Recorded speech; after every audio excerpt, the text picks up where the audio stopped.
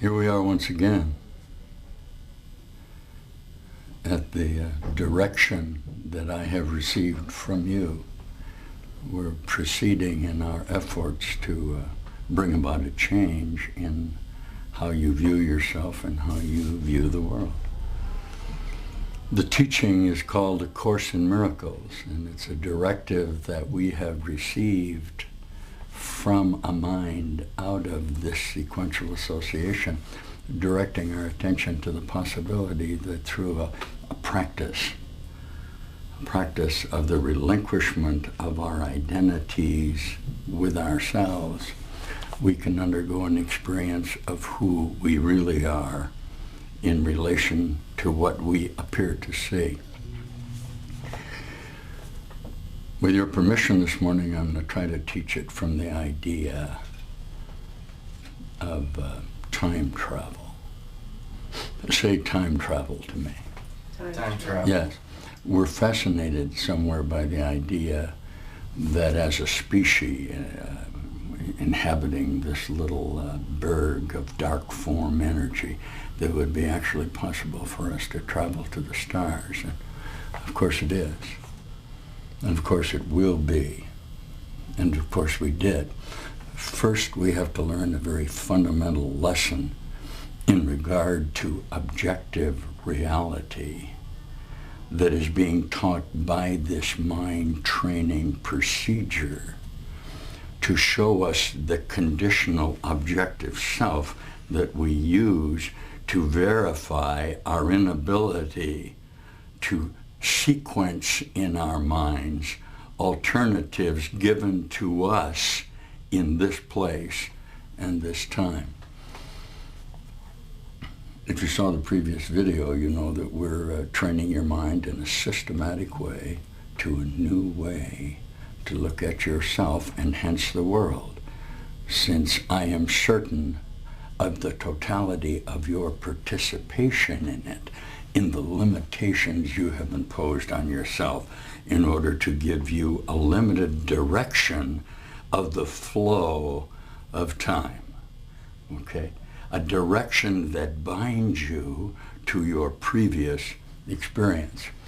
I want you to look with me just for a moment at lesson number 7 of the Course, and this is where we left off in the last video, and listen to what it says.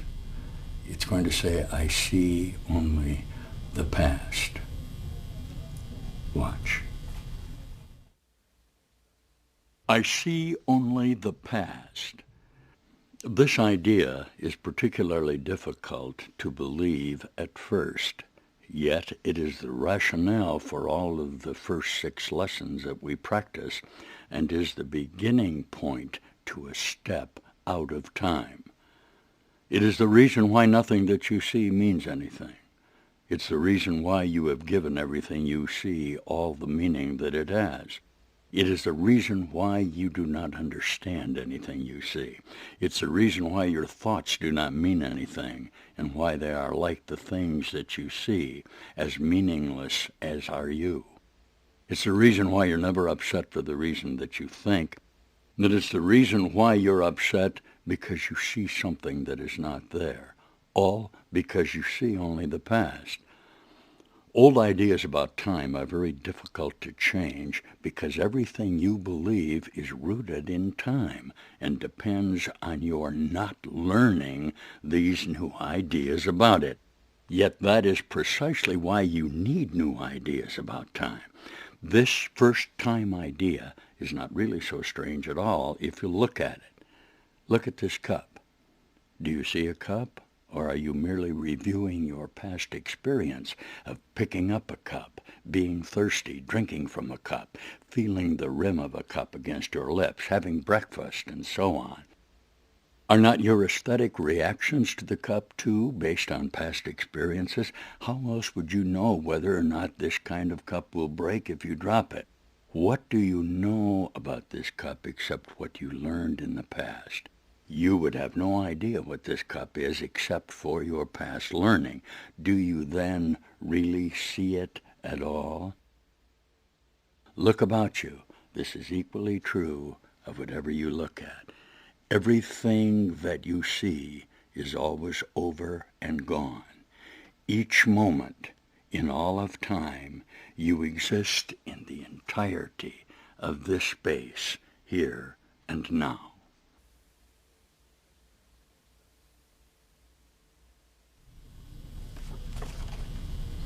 Time travel.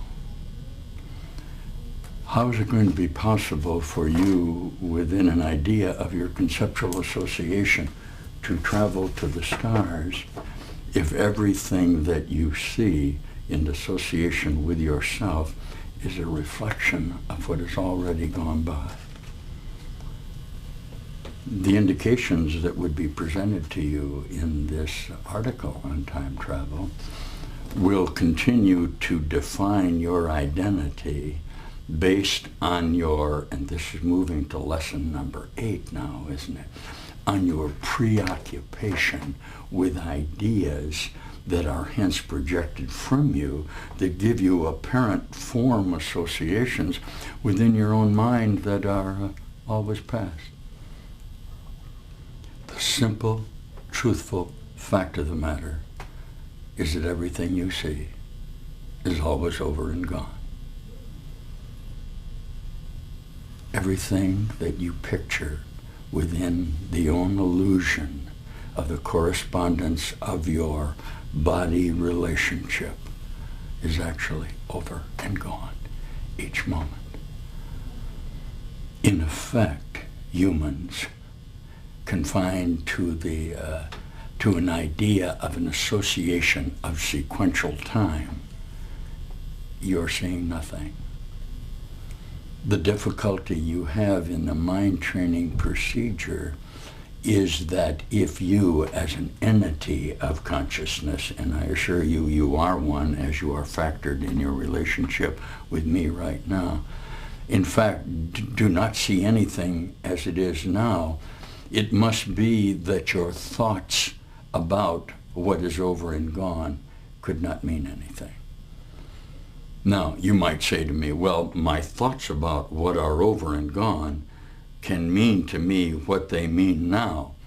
And while I would be happy to grant you that, if you will take the procedural idea offered in the change of the context of the relationship with your own mind, you'll be able to see that there must be a place somewhere in your own mind between the thought that you had that returned to you and the thought that you then return to an idea of your objective reality.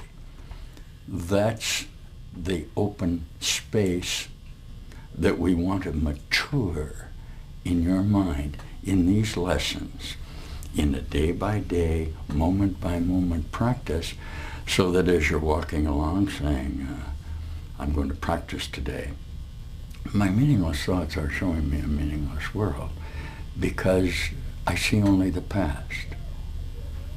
Okay? Now, it isn't necessary. Remember what we said on the other video?